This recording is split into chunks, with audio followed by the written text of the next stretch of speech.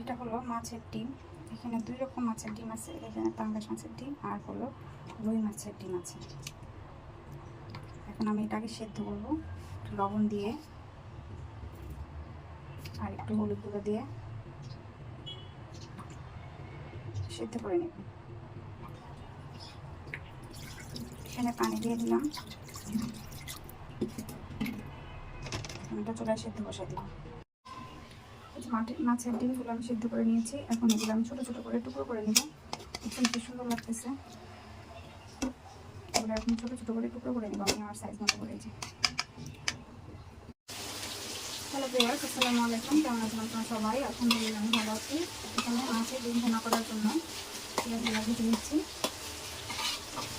আজকে তাড়াতাড়ি করতেছিলাম, সেজন্য পেঁয়াজগুলো একটু বড় বড় করে কেটে ফেলেছি। কোনো সমস্যা নাই, গলে যাবে।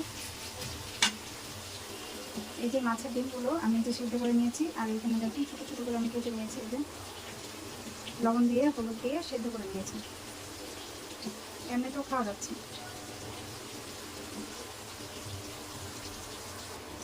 আদা রসুন এখানে অল্প ছিল, পানি দিয়ে ধুয়ে এটা একবারে দিয়ে দিলাম। আর এখানে হলুদ গুঁড়ো, মরিচ গুঁড়ো, ধনে জিরা গুঁড়ো সব একসঙ্গে দিয়ে দিয়েছি।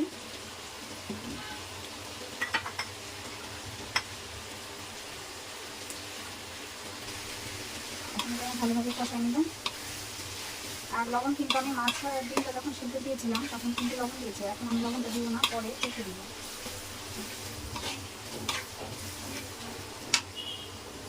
মশলাটা কষানো হয়ে আসছে আর যে মাছের ডিম করতে দিয়ে দিলাম পানি সহ। এগুলো আস্তে আস্তে একদম শুকিয়ে ভাজা ভাজা হয়ে যাবে।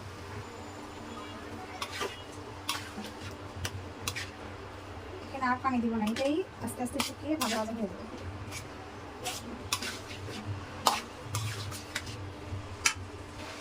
এখানে আর একটু লবণ লাগবে, তাই একটু লবণ দিলাম।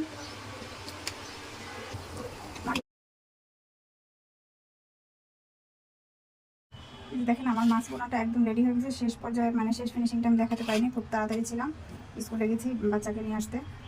এই যে এরকম হয়েছে, একদম ভাজা ভাজা হয়ে গেছে। আমি লাস্টে কাঁচামরিচ দিয়ে আর জিরার গুঁড়া দিয়ে নামিয়ে নিয়েছি।